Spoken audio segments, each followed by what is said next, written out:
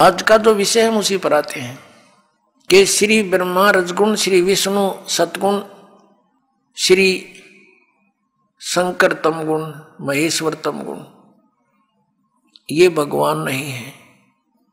ये तो आपको सिद्ध ही कर दिया दास ने, इन्हीं के इतिहास में दिखा दिया श्री शिव पुराण में और विद्वेश्वर संहिता के अध्याय नंबर 7, 9 और 10 के अंदर। अब बाकी बचे 3 पुरुष, जो दास कहता है कि 3 पुरुष मुख्य तौर पर अध्यात्म ज्ञान के अंदर आते हैं। एक सरपुरुष, एक अक्षर पुरुष और तीसरा परम अक्षर पुरुष। इन्हीं को अन्य शब्दों में सरब्रह्म, अक्षर ब्रह्म और परम अक्षर ब्रह्म, और अन्य शब्दों में ईश्वर, परमेश्वर कहा जाता है। ये कहाँ प्रमाण है? अब दास ने ये तो प्रमाणित आपके समझ कर ही दिया कि हमने सदग्रंथों के अतिरिक्त अन्य किसी भी दंत कथा को स्वीकार नहीं करना है जो वेदों, गीता और सूक्ष्म वेद में प्रमाणित ना हो। और इसी का समर्थन पवित्र श्रीमद् भगवत गीता अध्याय नंबर 16 के श्लोक 23 और 24 से हमें प्राप्त हुआ। तो इससे कंसेप्ट क्लियर हुआ कि इसके अतिरिक्त जो वेदों में वर्णित और गीता में वर्णित विधि है तो वो हमें मान्य है और वही हमारी मोक्षदायक है, कल्याणकारक है, उससे अतिरिक्त नहीं। अब ये जैसे शंकराचार्य जी और अन्य जितने भी हिंदू धर्म के गुरुजन हैं, ये श्रीमद् भगवत गीता को सर्वधारीय बताते हैं, अनमोल ग्रंथ बताते हैं और भगवान श्री कृष्ण जी द्वारा दिया गया एक अनमोल रतन बताते हैं। वास्तव में तो ये ज्ञान किसने बोला? इनकी बुद्धि वहां तक पहुंच नहीं सकती, क्योंकि जो बाल बुद्धि वाले हैं इनका तो कोई ज्ञान का सिर पैर नहीं है।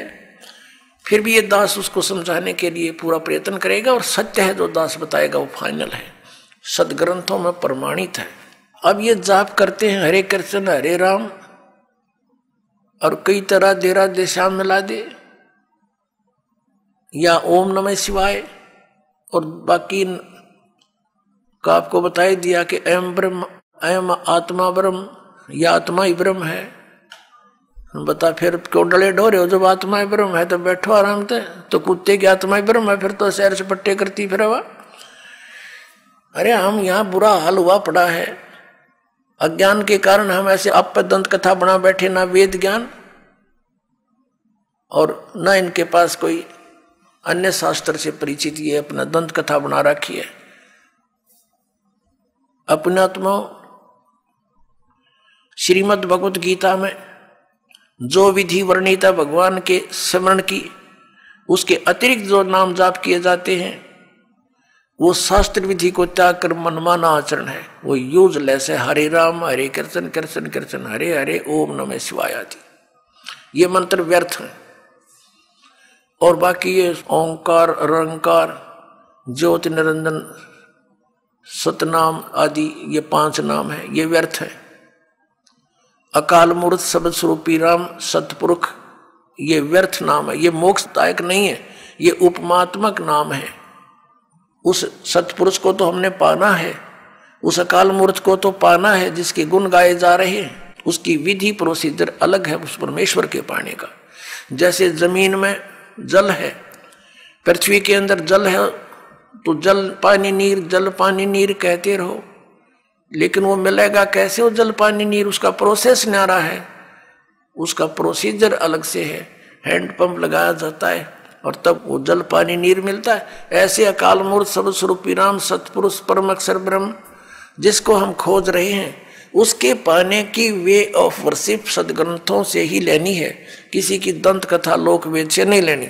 श्रीमद् भगवत गीता में 8वें अध्याय के 13वें श्लोक में लिखा है कि ओम इति एकाक्षरम ब्रह्म व्यवहारण माम अनुसमरण यह परियाति तजन देहम स याति परमाम गतिम।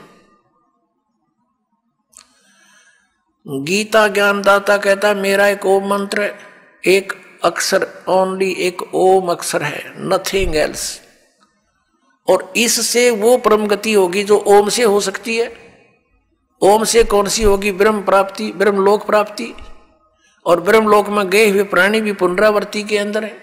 ये खुद कहता है, अर्जुन तेरे और मेरे बहुत जन्म हो चुके। गीता ज्ञानदाता कहता है तू नहीं जानता मैं जानता हूं। तो ओम वाली गति भी श्रेष्ठ नहीं है। इसलिए 7वें अध्याय के 18वें श्लोक में गीता ज्ञानदाता ने कहा है कि ये सभी ज्ञानी आत्मा है तो उद्धार परमात्मा के लिए समर्पित हैं, लेकिन ये मेरे वाली अनुत्तम गति में ही आश्रित हैं। ये मेरे ओम नाम से मिलने वाली जो परम गति ब्रह्मलोक प्राप्ति है वहां तक जाने के ही साधना तक सीमित है। वहां गए हुए प्राणी भी फिर जन्म मृत्यु में आएंगे, इनको परम शांति नहीं हो सकती। परम शांति के लिए तो उसने कंसेप्ट क्लियर कर दिया है 18वें अध्याय के 62वें श्लोक में कि अर्जुन तू सर्वभाव से उस परमेश्वर की शरण में जा, उसकी कृपा से परम शांति को और सनातन परम धाम को प्राप्त होगा।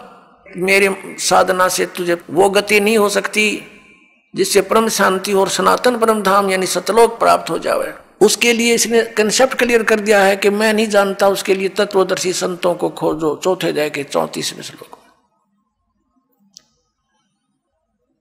और तत्वदर्शी संत की पहचान भी बता दी है 15वें अध्याय के 1 श्लोक में कि ऊपर को जड़ वाला, ऊर्ध्व मूलम अधः शाखम, अश्वत्थम प्रहयो अवम, छंदासी यस्य पर्णानि, यह तम वेद से वेदवित। ऊपर को जड़ और नीचे को तीनों गुण रूपी शाखा वाला। श्रीमद् भगवद गीता अध्याय नंबर 15 के श्लोक नंबर 1 का निष्कर्ष दास बता रहा है कि ऊपर को तो जड़ समझो उस संसार रूपी वृक्ष की, और नीचे को शाखा है। 15वें अध्याय के दूसरे श्लोक में स्पष्ट कर दिया कि ये तीनों गुण रूपी शाखा, रजगुण ब्रह्मा, सतगुण विष्णु, तम गुण शिव जी। अब यहां केवल हिंट दिया गीता ज्ञानदाता ने, इसका कोई विस्तृत ज्ञान नहीं दिया। उसके लिए ऑप्शन छोड़ दिया कि तत्वदर्शी संत बताएंगे, और फिर पहचान बता दी। तत्वदर्शी संत कौन होगा? वो तत्वदर्शी संत की क्या पहचान है कि जो इस उल्टे लटके हुए संसार रूपी वृक्ष के सभी विभाग बता देगा। सवेदवित, वह वेद के तात्पर्य को जानने वाला है, वो तत्वदर्शी संत है। तो ये ज्ञान परमात्मा ने स्वयं आकर के 600 वर्ष पहले उस परम अक्षर ब्रह्म ने अपने मुखारविंद से बोलकर कबीर वाणी में उस 5वें वेद में, सूक्ष्म वेद में बोला था। उस कबीर परमात्मा ने, उस धाणक कबीर ने, जुल्हाए कबीर ने, वो परम अक्षर ब्रह्म है, उन्होंने बोला था अक्षर पुरुष एक पेड़ है, निरंजन यानी सरपुरुष वा की डार, और तीनों देवा शाखा हैं ये पात रूप संसार। ये ज्ञान परमात्मा ने 600 वर्ष पहले दिया था। देखिएगा, ये उल्टा लटका हुआ संसार रूपी वृक्ष जानो। परमेश्वर कबीर देव जी ने, कबीर साहब ने, परम अक्षर ब्रह्म ने 600 वर्ष पहले ये ज्ञान दिया था कि अक्षर पुरुष एक पेड़ है और सरपुरुष वा की डार, और तीनों देवा शाखा हैं ये पात रूप संसार। जो जमीन से बाहर दिखाई देता है वो हिस्सा पेड़ कहलाता है, वृक्ष कहलाता है, और जड़ें गुप्त होती हैं, प्रोक्ष होती हैं, अनविजिबल होती हैं, लेकिन होती हैं। तो परमात्मा ने स्वयं आकर के ये ज्ञान बताया था कि इस संसार रूपी वृक्ष के सब पार्ट्स बताए थे। अक्षर पुरुष एक पेड़ है, ये तना समझो, ये अक्षर पुरुष है, क्योंकि इसके ऊपर फिर सब शाखाएं और टहनी और पत्ते और फल लगते हैं। तो अक्षर पुरुष समझो, तना है उसका। कबीर गॉड गिवन ज्ञान है ये सूक्ष्म वेद। कबीर अक्षर पुरुष एक पेड़ है, निरंजन इसको सरपुरुष भी कहते हैं, वा की डार, और तीनों देवा, रजगुण ब्रह्मा, सतगुण विष्णु, तमगुण शिव जी, ये शाखा हैं, और पात रूप संसार। ये तना है अक्षर पुरुष, इसके फिर एक मोटी डार निकली, इसको जानो सरपुरुष। ये ब्रह्म, सरब्रह्म भी कहते हैं इसको, सरपुरुष या सरब्रह्म। ज्योत निरंजन भी इसी का, इसको कहते हैं, काल भी इसी को कहते हैं। और इसकी 3 शाखाएं फिर निकली, रजगुण ब्रह्मा, सतगुण विष्णु और तमगुण महेश यानी शिव, और पात रूप संसारे। और ये जड़ कौन है? ये परम अक्षर ब्रह्म है, ये पूर्ण ब्रह्म परमेश्वर है। ये कौन है? अब ये इधर इधर पता लगेगा ये कौन है। ये पूर्ण ब्रह्म कबीर साहब, ये कबीर देव हैं, वो काशी वाले कबीर, जिसको जुल्हा कबीर, धानक कबीर, एक कवि की संज्ञा दे के छोड़ दिया था ज्ञानता से। लाल को एक कौड़ी मान रखा था। इस दास ने इस लाल को परखा है और आपके सामने रखा है।